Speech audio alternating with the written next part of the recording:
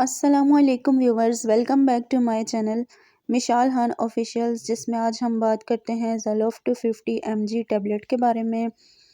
ज़ोलोफ़्ट 250 mg tablet क्या होती है और इसका इस्तेमाल किस तरह से किया जाता है और कौन सी कंडीशंस में ये बेस्ट होती है, इसके साइड इफ़ेक्ट्स क्या हो सकते हैं, ये सब जानते हैं इस वीडियो में। लेकिन इससे पहले जो न्यू है चैनल पे, चैनल को सब्सक्राइब कर लें, वीडियो को लाइक करें, शेयर करें। Thank you so much. बात करते हैं ज़ोलोफ़्ट 50 mg टैबलेट के बारे में। ये तकरीबन डिज़ाइन की गई है डिप्रेशन के ख़ात्मे के लिए। उसके अलावा एंटी डिप्रेसेंट एजेंट के तौर पे भी ये इस्तेमाल में लाई जाती है। और अगर इसकी कंपोजिशन की बात की जाए तो इसके अंदर जो है वो ऐसे इंग्रेडिएंट्स पाए जाते हैं जो कि आपकी ओवरऑल मेंटल हेल्थ के लिए बहुत बेस्ट होते हैं, जिसमें मोस्ट इम्पॉर्टेंट इंग्रेडिएंट सेट्रालाइन इसका पाया जाता है, जो 50 mg में इसमें एग्जिस्ट करता है। और उसके अलावा ये फाइज़र की कंपोजिशन होती है और ये डिसऑर्डर्स के लिए बहुत ज़्यादा बेस्ट मेडिसिन होती है, डिप्रेशन के लिए बहुत ज़्यादा बेस्ट होती है। ये था इसका इंट्रोडक्शन। अब हम बात करते हैं इसकी वर्किंग के बारे में और इसके यूजेस के बारे में कि किन हालात में आप इसको इस्तेमाल कर सकते हैं। जैसा कि ये एंटी डिप्रेसेंट मेडिसिन है, यानी कि आपको जो डिप्रेस्ड होते हैं आप, तो उसको जो है वो बहुत हद तक कम करती है। और ये ऐसी मेडिसिन है जो कि सिलेक्टिव सेरोटोनिन रिसेप्टर के इनहिबिटर के तौर पे वर्क करती है। बहुत बेस्ट इसके रिज़ल्ट्स होते हैं।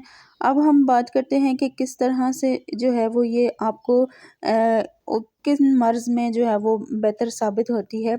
तो ये मेडिसिन डिप्रेशन को ट्रीट करती है, यानी ज़हनी दबाव के लिए बहुत ज़्यादा बेस्ट होती है। उसके अलावा ऐसी कंडीशन जिसमें आपको एमडीडी की कंडीशन भी हो सकती है, यानी कि मेजर डिप्रेसिव डिसऑर्डर हो सकता है। उसके अलावा पीडीसी यानी पैनिक डिसऑर्डर, उसके अलावा ओसीडी यानी ऑब्सेसिव कंपल्सिव डिसऑर्डर में आप इसका इस्तेमाल कर सकते हैं। एसईडी में यानी कि सोशल एंजाइटी डिसऑर्डर में, उसके अलावा पोस्ट ट्रॉमेटिक स्ट्रेस डिसऑर्डर या पीटीएसडी में आप इसको इस्तेमाल कर सकते हैं। उसके अलावा पीएमडीडी यानी कि सेवियर डिप्रेशन या एंजाइटी, जो कि आपको जो है वो वीक्स में हो सकती है या समटाइम्स आपको पीरियड की वजह से भी हो सकती है या पीरियड आने से पहले भी हो सकती है। तो ये इस तरह के डिसऑर्डर्स हैं जिसमें कि आप जो है वो शदीद किस्म के ज़हनी दबाव का शिकार होते हैं। उसके अलावा आप जो है वो एंजाइटी का भी शिकार होते हैं, यानी बेचैनी। बेचैनी आपको बहुत ज़्यादा होती है, मेंटली तौर पे, फिज़िकली भी होती है और मेंटली भी होती है। तो अपने दिमाग को रिलैक्स करने के लिए, हार्मोन्स को बैलेंस करने के लिए इस मेडिसिन को प्रेस्क्राइब किया जाता है। उसके अलावा जो ऑब्सेसिव कंपल्सिव डिसऑर्डर होते हैं, वो भी मेंटल रिलेटेड डिसऑर्डर होते हैं, उनमें भी आप इसको इस्तेमाल कर सकते हैं। यानी दिमाग की ऐसी कैफ़ियत जिसमें आप में बहुत ज़्यादा जो है वो ऐसी क्वालिटीज़ डेवलप हो जाती हैं कि आप बहुत ज़्यादा पैनिक हो जाते हैं, हार्श हो जाते हैं, बहुत ज़्यादा गुस्सा आपको रहता है। उसके अलावा कुछ ऐसी वजूहात होती हैं या सम टाइम कुछ वजूहात नहीं भी होती, फिर भी आप जो है वो पैनिक हुए होते हैं, तो इस किस्म के स्ट्रेस में आप इसको ले सकते हैं।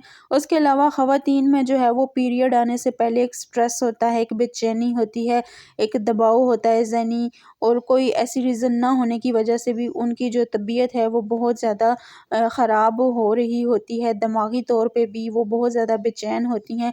तो ऐसी सिचुएशन जिसमें आपको खौफ भी रहता है, बेचैनी भी रहती है, आप जो है वो जैसे सोशल आपको हो सकता है सोशल डिसऑर्डर या सोशल ऐसी कंडीशन जिसमें आप जो है वो खुद को बहुत ही कमतर समझ रहे होते हैं, या आप जो है वो खुद के ऊपर आपको ट्रस्ट नहीं होता, ये यकीन नहीं होता कि आप ये काम कर भी सकते हैं। एक फ़ियर आपके अंदर होता है, खौफ आपके अंदर होता है। इस तरह की खौफ की कैफ़ियत और बेचैनी की कैफ़ियत जिसमें कि आप बहुत ज़्यादा स्ट्रेस में चले जाते हैं, तो इन सूरत हाल में आप इसको जो है वो ले सकते हैं, टैबलेट को इस्तेमाल कर सकते हैं। यही थे इसके यूजेस। अब बात करते हैं साइड इफ़ेक्ट्स के बारे में। तो साइड इफ़ेक्ट्स में जो है वो आपका मुंह खुश्क हो सकता है, आपका मैदा डिस्टर्ब हो सकता है, उसके अलावा आपको उल्टी मतली हो सकती है, उसके अलावा आप जो है वो बहुत ज़्यादा थकावट या सम टाइम जो है वो सुस्ती का शिकार हो सकते हैं। ये चीज़ें साइड इफ़ेक्ट्स में देखी गई हैं। अब बात करते हैं डोज़ की। तो डोज़ जो है वो इसकी तरीक़ाकार ये डिपेंड करता है आपकी बीमारी की नौइयत पे, कि आपकी बीमारी किस तरह की है। अगर तो ज़्यादा सीवियर है तो आपका जो डोज़ है वो आपका डॉक्टर सिलेक्ट करेगा। इसी तरह अगर बीमारी की नोयत कम है तो आप एक टैबलेट जो है वो डेली ले सकते हैं। अब बात करते हैं कॉन्ट्राइंडिकेशंस के बारे में कि कौन से हालात में नहीं लेनी चाहिए। अगर आप जो है वो ऑलरेडी किसी सीरियस मर्ज़ में मुब्तला हैं या जिगर और गुर्दों की कोई बीमारी आपको लाहक है, या आप जो है वो हार्ट डिज़ीज़ में मुब्तला हैं, या ऑलरेडी कोई मेडिसिन खा रहे हैं, या ब्रेस्ट फीड पे हैं, या प्रेग्नेंट हैं, तो इन सूरत हाल में लेने से पहले लाज़मन अपने फ़िज़िशियन से मशवरा करें। और हमारी इन्फॉर्मेशन पसंद आई हो तो चैनल को सब्सक्राइब करें। शुक्रिया।